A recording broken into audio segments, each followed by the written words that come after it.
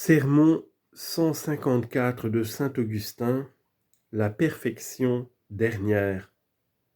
Romains chapitre 7, versets 15 à 24. Vous qui étiez hier au sermon, vous avez entendu la lecture qu'on y a faite dans une épître de l'apôtre saint Paul. La lecture d'aujourd'hui est prise immédiatement après celle-là. C'est toujours ce passage difficile et dangereux que nous avons résolu d'expliquer et d'éclaircir devant vous avec l'aide que le Seigneur daigne m'accorder et qu'il proportionne à l'affection pieuse qui vous fait intercéder près de lui en ma faveur. Que votre charité m'écoute avec patience, et si j'ai peine à exposer ces obscures questions, que je puisse au moins me faire entendre aisément. Ne serait-il pas trop laborieux de lutter en même temps contre ces deux obstacles ?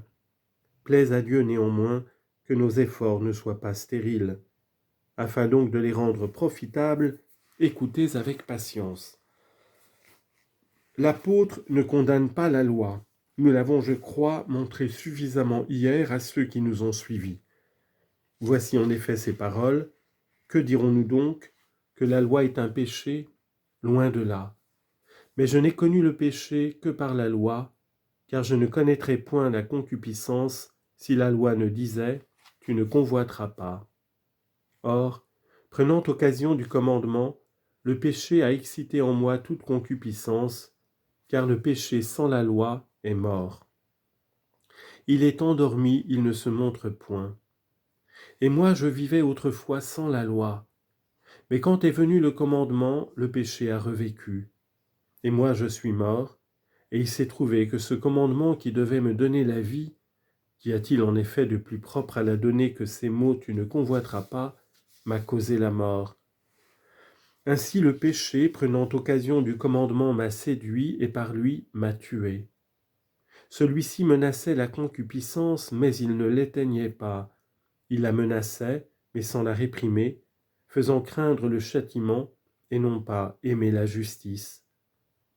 Ainsi donc, poursuit-il, la loi est sainte et le commandement saint, juste et bon. Ce qui est bon est donc devenu pour moi la mort, loin de là.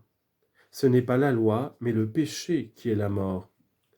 Et à l'occasion du commandement, que s'est-il produit ? Le péché pour se montrer péché, car il était inconnu quand on le disait mort, le péché a, par ce qui est bon, opéré la mort, de sorte qu'à cause de la prévarication qui s'y ajoute, le pécheur dépasse toute mesure, puisqu'il pêche par le commandement même.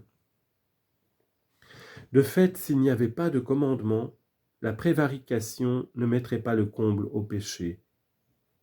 L'apôtre ne dit-il pas ailleurs expressément « Il n'y a pas de prévarication quand il n'y a pas de loi » Romains 4, 15.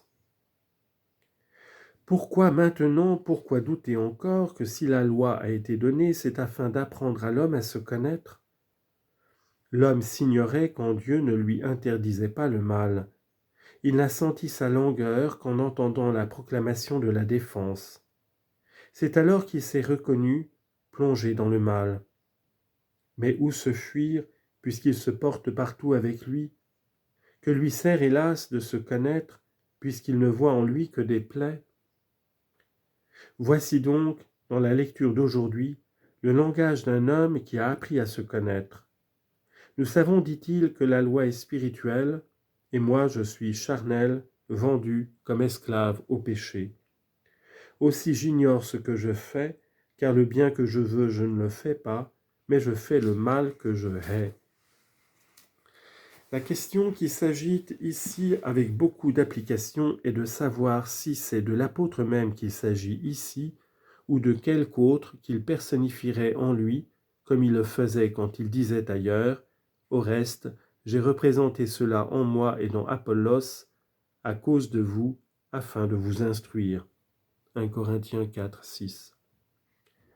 Mais si c'est l'apôtre qui parle ici, et personne n'en doute, si c'est de lui et non pas d'un autre qu'il dit « Je ne fais pas ce que je veux, et je fais ce que je hais », à quoi nous arrêter, mes frères ?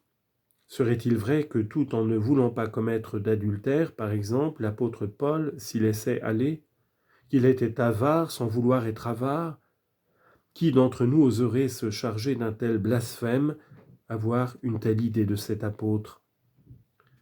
Peut-être donc est-il ici question de quelque autre, de toi, de lui, de moi. Or s'il en est ainsi, prêtons l'oreille à ce qu'il semble s'attribuer pour nous amender sans nous irriter. Et si c'est de lui-même qu'il s'agit, car il est possible qu'il s'en agisse, ne comprenons pas ces mots « je ne fais pas ce que je veux, mais ce que je hais », dans ce sens qu'il voudrait être chaste et serait adultère, miséricordieux et serait cruel, pieux et serait impie.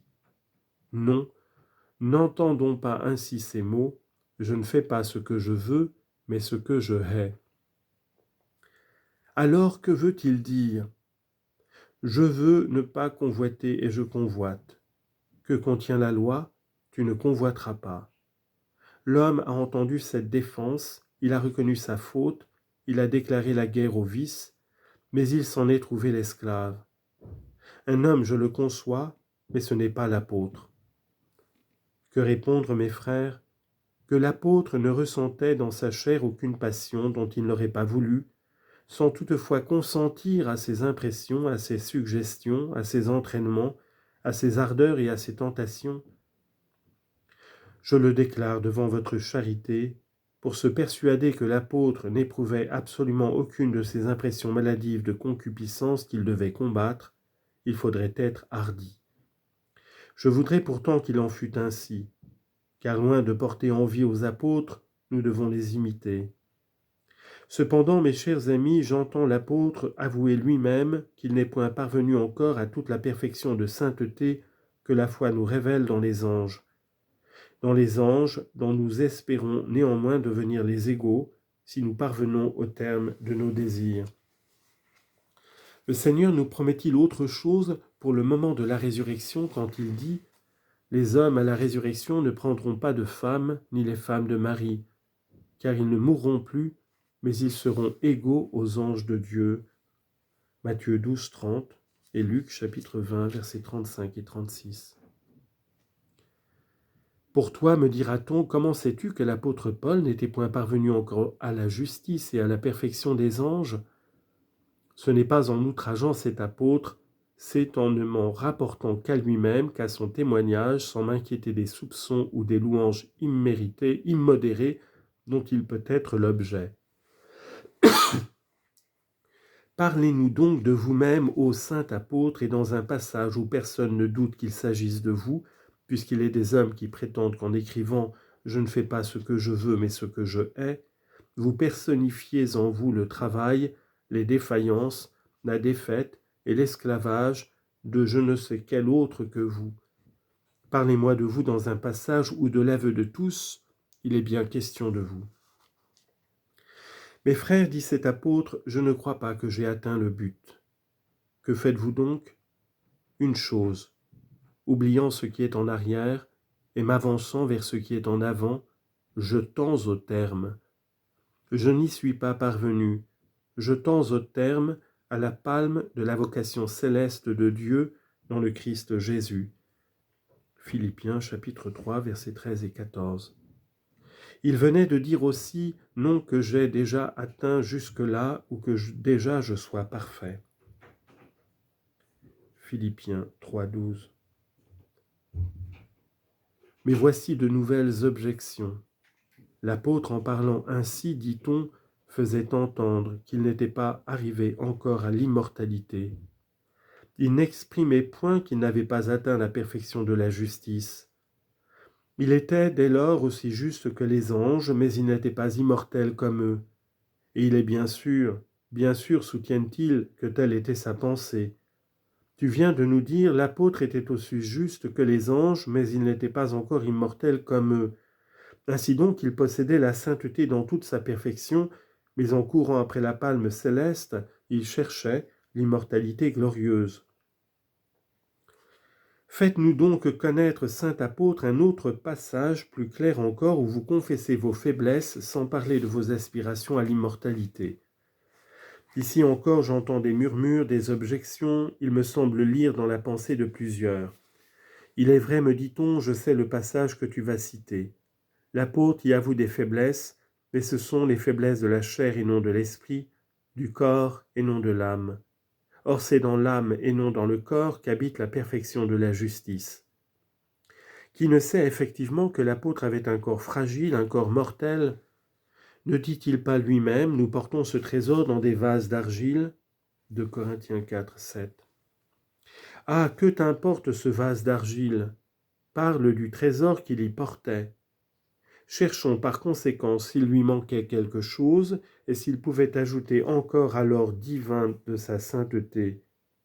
Pour ne paraître pas lui manquer de respect, interrogeons-le lui-même.